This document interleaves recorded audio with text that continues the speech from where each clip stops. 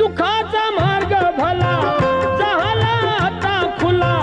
धन मिळवावे कसे शिकलो सर्व कला तुझ्या दर चतुर्थीला होतो आनंद मला आरती गाऊन या नमितो आधी तुला